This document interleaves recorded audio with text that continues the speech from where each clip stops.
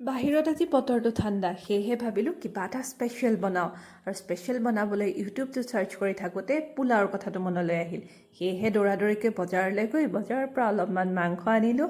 আৰু মাংসখিনি ভালদৰে ধুই হোৱাৰ পাছত এতিয়া নিমখ, হালধি আৰু ঘৰত যত যি মছলা আছে গোটেইখিনি দি লগতে এচামুচ ভিনেগাৰ দি লৈ পেলাই মাংসখিনি মই প্ৰায় 2 ঘণ্টামান সময়ৰ কাৰণে মেৰিনেট কৰি থ'ম। আজিকালি এয়াই মোৰ কাম হৈছে, ইউটিউবটো চাওঁ, কিবা এটা ভাল ৰেচিপি দেখিলে সেইটো বনাবলৈ ট্ৰাই কৰোঁ। যিহেতু এইবোৰ বস্তু ঘৰত কেতিয়াও শিকা নাই, গতিকে এনেদৰে আৰু ইউটিউব চাই চাই বনাবলৈ ষ্টাৰ্ট কৰিছোঁ। আৰু যি কি নহওক, মাংস মেৰিনেট কৰা 2 ঘণ্টা হৈ গ'ল। এতিয়া তাৰ পাছতে মই কেৰাহীটোত অলপমান তেল গৰম কৰি ল'লোঁ। আৰু তেলখিনি গৰম হোৱাত তাতে মই ইলাচি, দালচেনি, লং এইখিনি গৰম মছলা দি লৈ পেলাই অকণমান ভাজি ল'লোঁ। এইখিনি ভাজি হোৱাৰ পাছতে এতিয়া কাটি লোৱা ডাঙৰকৈ 2টা পিঁয়াজ ইয়াতে মই ভাজি ল'ম ৰঙচুৱা হোৱালৈকে। এইটো বিৰিয়ানী আৰু পোলাওৰ মিক্স ৰেচিপি এটা মোৰ তাত হৈ ওলাইছে। এয়া মই পিঁয়াজখিনি ভালদৰে ৰঙা হোৱালৈকে ভাজি লৈছোঁ। প্ৰায় 5 মিনিটমান সময় ভাজি হোৱাৰ পাছতে এইখিনি ৰঙা হৈ গ'ল। আৰু এইখিনি মই কেৰাহীৰ পৰা উঠাই এক্সট্ৰা কৰি ৰাখিলোঁ। এতিয়া মই পেনটোতে আৰু অলপমান তেল দি লৈ পেলাই তাতে মই মেৰিনেট কৰি থোৱা চিকেনখিনি ধুনীয়াকৈ ভাজি ল'ম।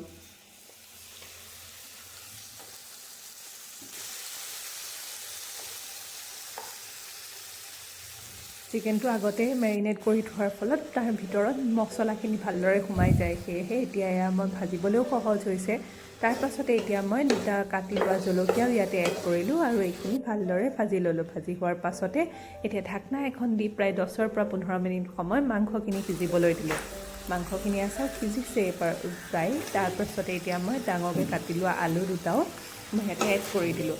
আৰু আলু আৰু মছলা মাংসৰ সৈতে এইখিনি ভালদৰে ভাজি ল'লোঁ।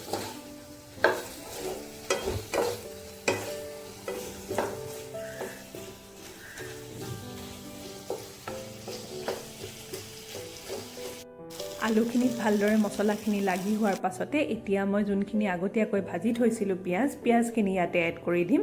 আৰু এইখিনিও প্ৰায় 2 মিনিটমান সময় ভাজি ল'ম। তাৰ পাছতে মই আগতীয়াকৈ ধুই থোৱা এই চাউলকেইটা মোৰ জোখাৰে ইয়াতে এড কৰি দিম। বাচমতি চাউল নাছিলে, গতিকে এয়া বজাৰৰ পৰা অনা চাউলেই অলপমান ইয়াতে ধুই এড কৰি দিলোঁ।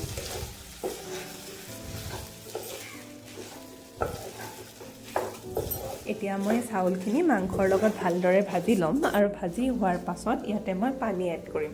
চাওকচোন, দেখিবলৈ ইমান ধুনীয়া লাগিছে, খাবলৈ বা কি হয় নাজানো আৰু যি কি নহওক এইখিনি ভালদৰে ভাজি হোৱাৰ পাছতে এতিয়া মই ইয়াতে 1 গিলাচ গৰম পানী এড কৰিম। পানীখিনি বেছিকৈ নিদিওঁ, যিহেতু চাউলখিনি আগতেই মই তিয়াই থৈছিলোঁ, গতিকে পানীখিনি চিপকৈ ডুব যোৱাকৈ দিলোঁ। দিয়া হোৱাৰ পাছত এতিয়া মই এইখিনি সিজিবৰ বাবে কুকাৰত দি দিম।